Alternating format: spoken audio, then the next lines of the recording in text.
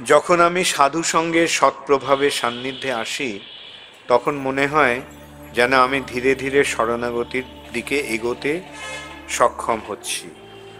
কিন্তু পরক্ষণেই আবার আমি যখন সাংসারিক বহির্জগতে অর্থাৎ অফিসে ফিরে যাই, তখন বিভিন্ন ঘাত প্রতিঘাতে মনে হয় যেন শরণাগতির দিক থেকে আমি বিমুখ হয়ে যাচ্ছি। সুতরাং মহারাজ, আমার শরণাগতিকে আমাদের জীবনে কিভাবে আজীবন ধরে রাখব, মানে এইভাবে আমাদের চেষ্টা করতে হবে। হ্যাঁ, বাড়িতেই থাকি, অফিসেই থাকি, যেখানেই থাকি, যে অবস্থাতেই থাকি। আচ্ছা, এই প্রশ্নটি কার? দেবাঞ্জন রায়। ওকে। যে অবস্থাতেই আমি থাকি, সেই অবস্থাতেই ভগবানকে কেন্দ্র করে আমাদের সব চেতনাকে, ধরো এই সেই জন্য প্রচারের প্রয়োজন। অফিসে ঠিক আছে, লোকেরা ধরো একরকমভাবে আচরণ করছে, তখন সুযোগ মতো তাদের বুঝিয়ে দাও, দেখো এই যে কাজগুলো করছো, এতে তোমার লাভ হচ্ছে না ক্ষতি হচ্ছে।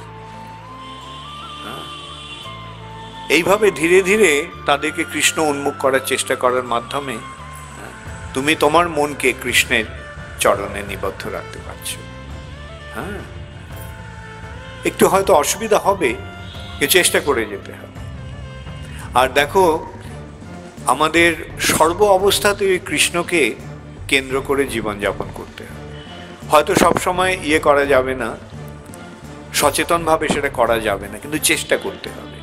আর চরম লক্ষ্যটা কি থাকবে? আমাদের চরম লক্ষ্য হচ্ছে যে মৃত্যুর সময় আমি কিভাবে দেহত্যাগ করব, কোন চিন্তা নিয়ে দেহত্যাগ করব। হয়তো শুনতে একটু খারাপ লাগে, কেন সারাক্ষণ মৃত্যু চিন্তা করব। মৃত্যু চিন্তা নয়, ওই সময়ে কিভাবে কৃষ্ণকে স্মরণ করব সেই চিন্তা।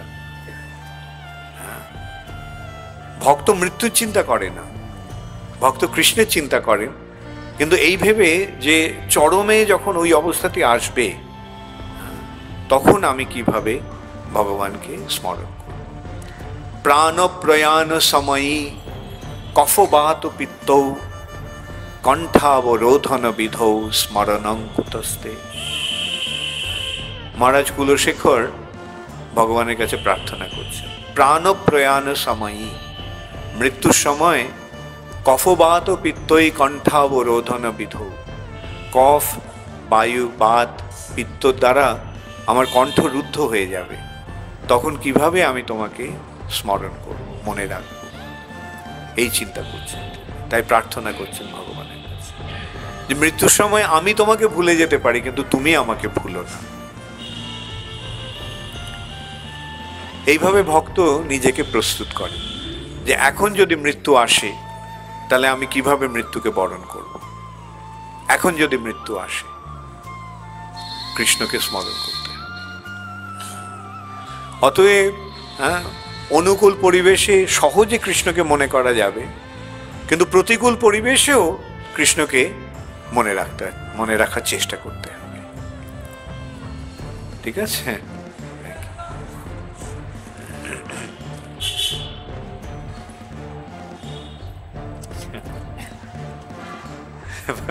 এরপরের প্রশ্নটি, হরে কৃষ্ণ মহারাজ, আমরা যা খাই তা আত্মা খায় না শরীর খায়?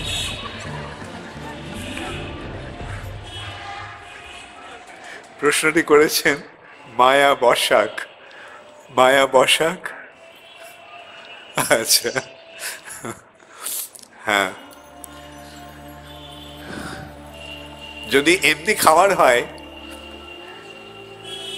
এমনি খাওয়ার যদি হয়, তাহলে হ্যাঁ, শরীরই খাবে। আর যদি কৃষ্ণ প্রসাদ হয়, তাহলে শরীরও খাবে, আত্মাও খাবে। অতএব সবসময় কৃষ্ণ প্রসাদ খাওয়ার চেষ্টা করো, তাহলে শরীরও তৃপ্ত হবে, শরীরও পুষ্ট হবে, আর সঙ্গে সঙ্গে আত্মাও তৃপ্ত হবে, আত্মাও পুষ্ট হবে। পুষ্টি শরীর পায় না আত্মা পায়? আচ্ছা, এই প্রশ্ন তো পেয়ে গেলে। যদি কৃষ্ণ প্রসাদ হয়, তাহলে সেই পুষ্টি আত্মার হবে, তা না হলে ওই পুষ্টি কেবল শরীরেরই হবে, আবার সবসময় পুষ্টিও হবে না, মাঝে মাঝে বদ হজম হতে পারে।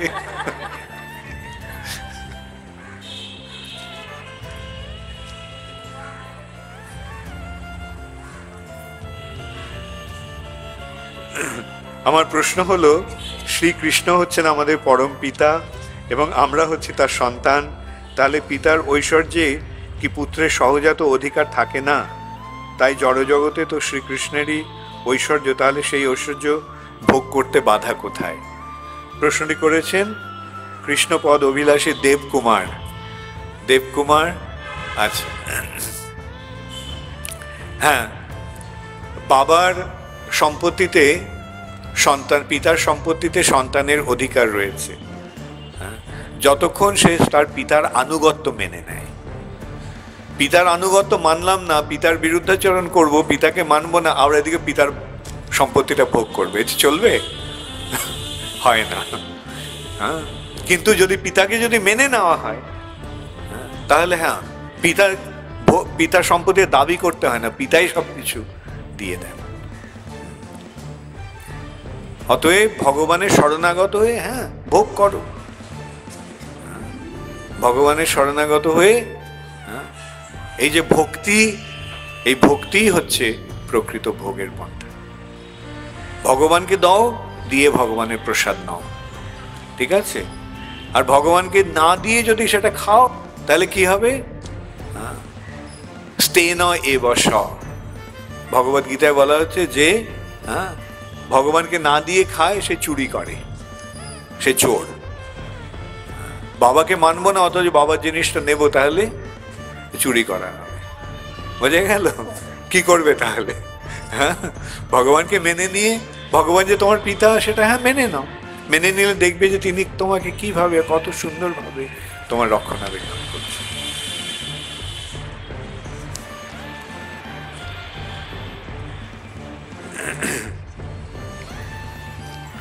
Some devotees say one should not aspire to take birth again in this material world, but one should rather make this birth as one's last birth and never return to his miserable material world, to this miserable material world. On the other hand, we study in Srimad Bhagavatam at various places whether heaven or hell, all places are same for a pure devotee and never aspire for liberation. Even Lord Chaitanya in Shikshashtakam said, life after life one should aspire to serve Krishna, not even desiring to get out of the cycle of birth and death, old age and disease. Please clarify what one should aspire. From Nilam. Okay.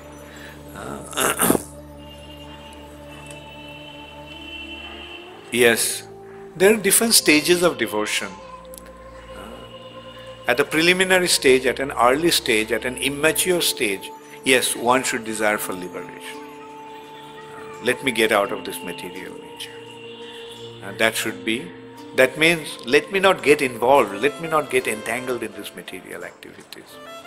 That is the preliminary stage or immature stage, neophyte stage. But at an advanced stage, one's mood is, Krishna, whatever you want, please do that. Okay?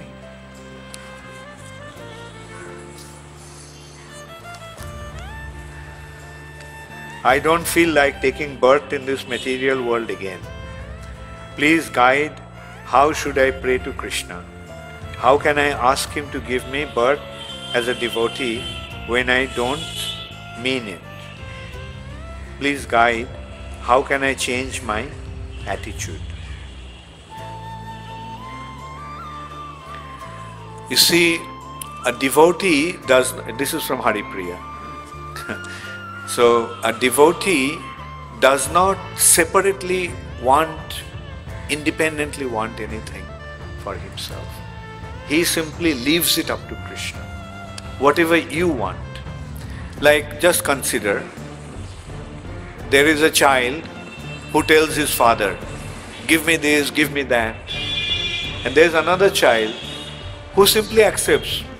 He knows that father knows his ultimate welfare and he will take care of him. And he doesn't ask anything from the father, knowing well that the father knows what he needs. Now, of this child, who is better? The second one, who depends upon the father. So similarly, as I also mentioned in response to Nilam's question, that an advanced devotee leaves it entirely up to Krishna. But a neophyte devotee may desire something. So, you see, why a neophyte devotee may desire something? Because he doesn't know what it means to be born again as a devotee. Like if Krishna says that, well, you come and take birth in Vrindavan when I come to perform my pastimes, what will you say? Will you say, Krishna, no, I don't want to take birth? If Krishna says, okay, you take birth, like Krishna tells the demigods, I am coming to the earth planet, you go take birth in Jadu family and Vrishni family. Demigods are excited, oh, Krishna is coming, let's go. So similarly, Krishna may say, okay, you take birth as a gopi in the house of a cowherd family. What will you say? So that is the meaning, that is the attitude of a devotee when he says that whatever you want, you do it. If you want me to take birth, fine.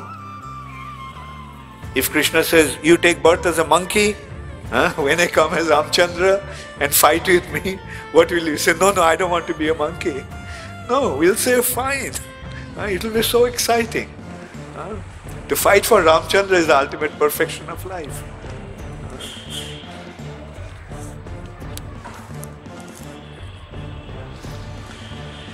If Krishna Prem is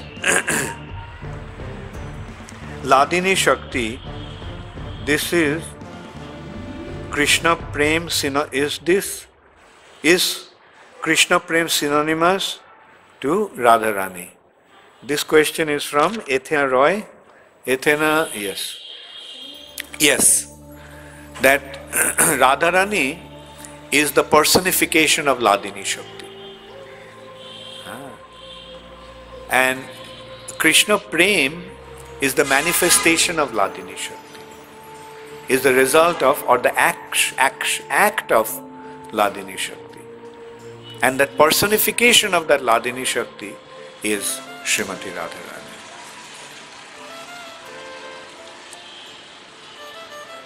Manasho Deho Geho, as explained, included in the devotee's relations, how to give up those who do not have Krishna consciousness. Manasha Deho Geho, as explained, included the devotee relatives. Oh, I see. Okay, now your question is that engaging the devotee relatives in the service of Krishna. What about those who are not devotees? You pray to Krishna that they also become devotees and they also become engaged in Krishna's service. That is how you offer them to Krishna.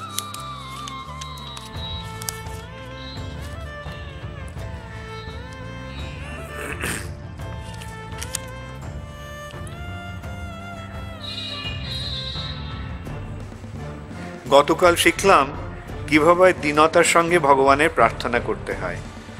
কি কি অসুবিধা বা বাধা অনুভব করছি তা বর্ণনা করলাম। এই পরিপ্রেক্ষিতে আলোচনা করলে বাধিত হব। কর্মক্ষেত্রে, সমাজে, গৃহে সর্বত্র ভক্তির প্রতিকূল পরিবেশ। কপালে তিলক, হাতে জপমালা নিয়ে সর্বদা অ্যাডম্যান মনে হয়। আরেকটি অসুবিধা সময়ের অভাব। কোনোদিন 16 মানা নাম জপ করতে না পারলে অপরাধী মনে হয়, কিন্তু নানা কাজে ব্যস্ত থাকায় মাঝে মাঝে স্খলন হয়ে যায়। এই ভয়ে এখনো দীক্ষা নেওয়া হয়নি। তবে কি চাকরি থেকে অবসর নেওয়ার পরে দীক্ষা নেব? এখনো 6 বছর বাকি। শরণাগত হতে হলে দীক্ষা নিশ্চয় জরুরি। হরে কৃষ্ণ। ধরণীধর রায়, আচ্ছা,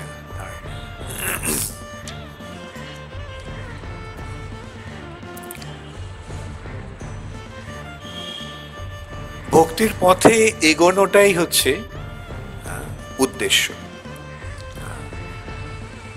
এখন, এবং সেই জন্যই দীক্ষা নেওয়ার প্রয়োজন। আর দীক্ষা নিতে হলে একটা স্ট্যান্ডার্ড ইসকনের আছে, সেটা মেনটেন করতে হবে। এখন প্রতিকূল পরিবেশ হলেও সেই যে স্ট্যান্ডার্ডটা মেনটেন করা কি খুব একটা কঠিন? যেমন 16 মালা, মাঝে মাঝে হয়তো বাদ পড়তে পারে, কিন্তু সেটা পরের দিন কভার করে নিতে পারা যায় কি, ধরণীধর করে নেওয়া যায়। আমি বুঝতে পারছি যে চাকরি করে এই স্ট্যান্ডার্ডটা মেনটেন করা একটু কঠিন হয়, কিন্তু কি করবে? চাকরি করে তো অনেক কিছু করতে হচ্ছে, তাই নয় কি? চাকরি করার সত্ত্বেও বাসে করে, ট্রেনে করে অফিসে যেতে হচ্ছে, খেতে হচ্ছে, বাড়িতে ফিরতে হচ্ছে, ঘুমোতে হচ্ছে, তাই না? এখন এই কাজগুলির জন্য যদি সময় পাওয়া যেতে পারে, তাহলে 16 মালা জব করার জন্য সময় কেন পাওয়া যাবে না? পাওয়া যাবে। হ্যাঁ, আমি তো বলবো, যখন কেউ বলে যে 16 মালা জপের ব্যাপারে অসুবিধা হচ্ছে, তখন আমি তাদের প্রথমে জিজ্ঞাসা করি, কটার সময় ঘুমোতে যাও? ওরা বলে, কেউ বলে 11টা, কেউ বলে 12টা, কেউ বলে 10টা, যাই হোক। তো কটায় ওঠো? কেউ বলে 5টা, কেউ বলে 6টা, কেউ বলে 8টা। তো আমি বলি 1 ঘন্টা আগে উঠে পড়ো, 1 ঘন্টা আগে শুতে যাও, 1 ঘন্টা আগে উঠে পড়ো। তাহলে ওই যে 1 ঘন্টা পাবে, সেই 1 ঘন্টা যদি জব করে নাও, তাহলে দেখবে 16 মালা জপ করতে অসুবিধা হবে। ঠিক আছে? আর প্রতিকূল পরিবেশ কি করবে? জড়জগতের অবস্থাটাই এরকম। ভালো হতো যদি গৃহস্থ আশ্রমে না গিয়ে মন্দিরে থেকে ব্রহ্মচারী হয়ে থাকতে পারতে। That's the best. কিন্তু কি করবে? এখন গৃহস্থ আশ্রমে যখন প্রবেশ করে গেছো, সুতরাং এই দায়িত্বটাকে তো পালন করতে হবে। আমি তো বলি, যারা গৃহস্থ ভক্ত, তাদের গৃহস্থ আশ্রমের দায়িত্বগুলো পালন করে কৃষ্ণ ভক্তি করতে হবে। দায়িত্ব বাদ দিয়ে কৃষ্ণ ভক্তি নয়, সেটা দ্যাট উইল বি ইরেসপন্সিবল। যে সংসারের দায়িত্ব আছে, সেই দায়িত্বগুলো পালন করে তারপরে কৃষ্ণ ভক্তি হবে। আর তারপরে এটা 6 বছর একটু কষ্ট করে যাও, তারপরে রিটায়ার করে তখন মায়াপুরে চলে এসো।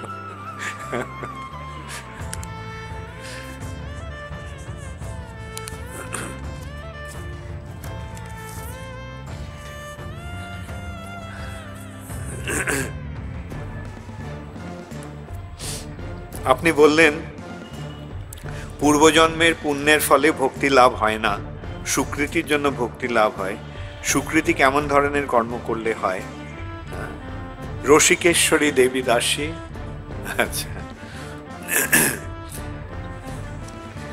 সুকৃতি আর পুণ্যর পার্থক্য হচ্ছে যে পুণ্যের ফলটা জড়জাগতিক, আর সুকৃতিটা হচ্ছে কৃষ্ণ ভক্তি কেন্দ্রিক। যে ক্রিয়াটি, যে সুকর্মটি, সুকার্যটি, সুকৃতি যেটি কৃষ্ণকে কেন্দ্র করে, সেটি হচ্ছে সুকৃতি। আর যেটা কৃষ্ণকে কেন্দ্র করে নয়, জড়জাগতিক, সেটি হচ্ছে পুণ্য। যেমন যাগ, যজ্ঞ, দান, ধ্যান, এগুলি যদি কৃষ্ণকে কেন্দ্র করে না হয়, তাহলে এটা পুণ্য। আর কৃষ্ণকে কেন্দ্র করে যে কাজগুলি, যেমন ভক্ত সেবা, ভক্তের প্রতি শ্রদ্ধাশীল হওয়া, মন্দিরে ভগবানের বিগ্রহ দর্শন করা, মন্দির প্রদক্ষিণ করা, তুলসীতে জল দেওয়া, এগুলি হচ্ছে কৃষ্ণ ভক্তির অনুকূল সুকৃতি। এর ফলে এই যে কার্যগুলি, এই যে ক্রিয়াগুলি, এই ক্রিয়াগুলির ফলে কৃষ্ণ ভক্তি লাভ।